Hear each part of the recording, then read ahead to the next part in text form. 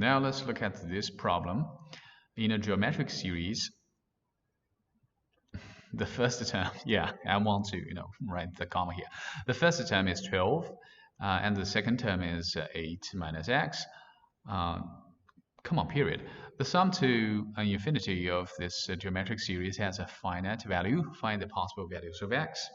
So when we are asked something like this, possible values of x, we know that in the end, you can write the answer into something like this: x is greater than 5, or maybe x is greater than -1, and less than 2, something like this, right? Yeah, the possible values of x.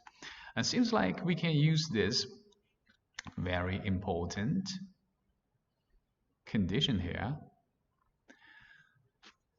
to solve this problem. The sum to infinity of this geometric series has a finite value. It means that the geometric series can be written as a1 plus a2 plus a3 plus all the way to n plus all the way to a infinity. Also you can write this n, yeah, like the last time an, and when n approaches infinity, right? So it has a finite value. That means that you keep adding up 0 in the end, right? So we now know that you can use a formula like this.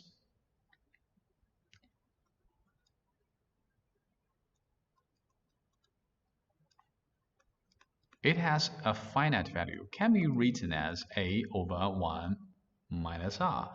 If it applies to this, then there's something special about the common ratio r. Your r, absolute value of r, should be less than 1. Does it make sense? So let's try to represent r using x. Now, your first term is 12, and the second term is 8 minus x. Now we have, sorry, this is x.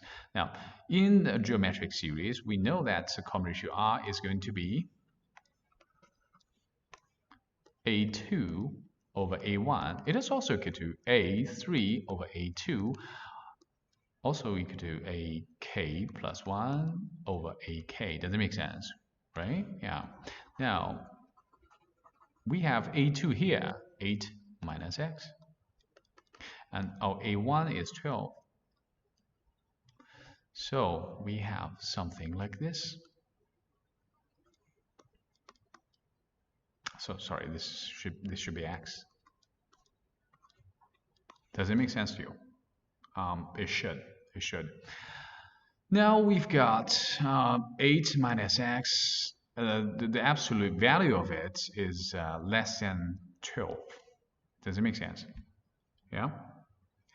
And I think it is a little tricky when you when you try to solve this inequality. But actually, now within the absolute value sign, I want to make everything about x term positive. So actually, I want to rewrite it as x minus 8 is less than 12. And you may wonder, how come? Why? Now let's see. Now, if you are to ask to draw the graph of this absolute value of 8 minus x, and it is going to be equal to x minus 8, the absolute value of it. Why is that? Because let's plug in 1, okay? So when x is 1, this is 7, and this is also 7. If you want to do it on the graph, you can also do it. We have x minus 8, x minus 8. X minus 8, this is going to be -8, and this is going to be 8, right? So this is your y is equal to x minus 8. And what does your y is equal to 8 minus x look like? Let's see. Let's write it. Let's draw it here too.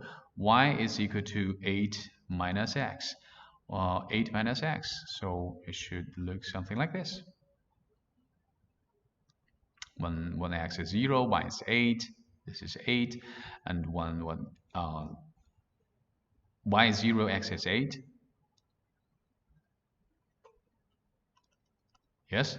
So this gray line is y minus x, and this red one is x minus 8. But if you apply the absolute value on both, then you have something like this, the blue thing.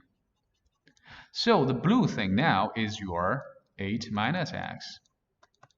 Also, it is also equal to the absolute value of x minus 8. So for the original thing here, I can rewrite it as something like this. Does it make sense?